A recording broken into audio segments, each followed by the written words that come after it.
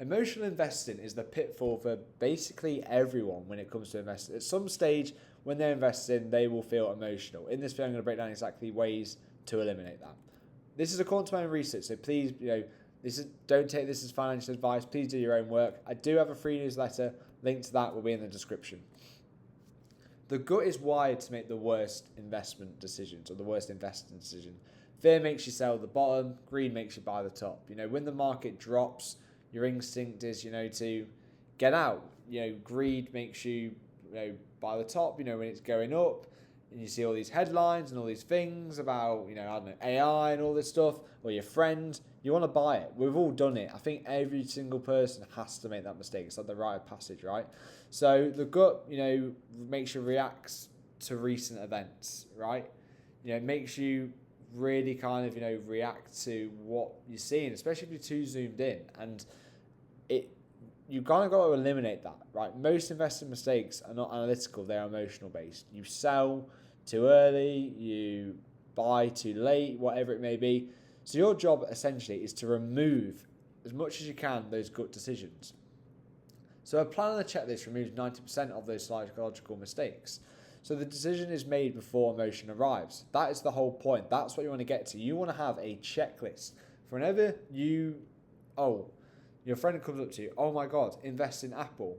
You can then go, bang. You can look at your checklist, or you can even pull it out like that and go, okay, cool, let's have a look. No, sorry, it doesn't reach my criteria, or it doesn't match my criteria. And then that's it. Move on. A checklist defines the conditions before you look at the chart, you look at the stock, you read about it, whatever it is, right? Before any position is open, the criteria is already set. You know what you're looking for. You know a condition, something where you feel the risk to reward is good, the trend is confirmed. All these things, you can have that answered. And there's so many different ways to do it. You just got to find a way which suits you. The emotions, is allowed to exist. You're going to feel emotions at all times, but you shouldn't be part of your decision making. And having a plan and a checklist removes that. A routine of this will compound over time. It will eliminate those gut decisions you make. It will eliminate those poor psychological decisions by having a plan, by having a checklist. So a plan removes, 90% of those mistakes. Not 100, because there's still going to be some bits in there.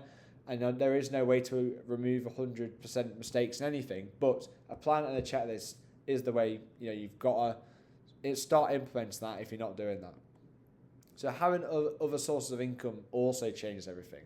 So if you're just a person who's, relying on just investing, you will feel you need it to, go in your favor. You'll feel you'll need to make money on that investment. Fear of loss is amplified when investing is your only income, right? So if the money in your portfolio is your only financial source, a drawdown is going to feel very uncomfortable. So a full-time job can actually be great. Or if somebody's got a job which is completely away from the markets, it can actually be really useful because it will take your mind off the markets, and you might not be working with people who are into markets as much.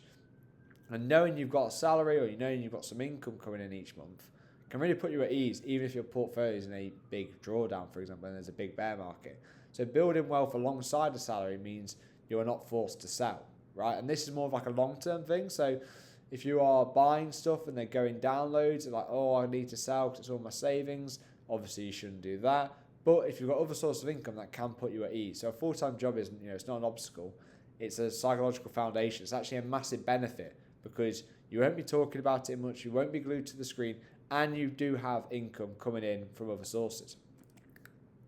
Look, so what I do instead, so for me, like a checklist or stuff I'd be doing is a monthly, daily, or a monthly, weekly, and daily charts. They really help me, define that checklist, and I have a certain, conditions I look for before I actually take a position.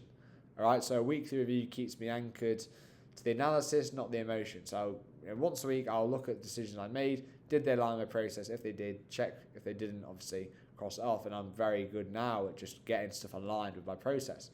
Pretty much everything I take is aligned. Well, everything I take now is aligned with my process. So I've defined a checklist. And there's so many different ways to do it. You could do a value investor one. You could do a technical analysis based one. You could do, so many ways. Excuse me. So, yeah, what I would definitely recommend is creating a checklist. I talk about this in the newsletter, which I do share every week. So yeah, link to that will be in the description. If you do want to get an idea of how to, refine a checklist to make those smart, investment decisions.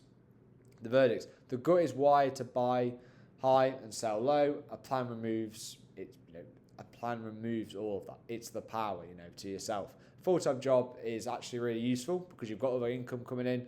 You'll take your mind off the markets. You can follow a process, and you can have it fit around that job. And look, monthly, weekly, and daily things can be, daily charts can be really good. But have a defined checklist. Make sure you're reviewing it weekly, monthly, whatever your time preference is, and you'll be absolutely fine. Remember, if you want to get an idea of how to structure a kind of a weekly checklist, that's something I will be talking about in my free newsletter. Link to that will be in the description. I'll see you in the next one.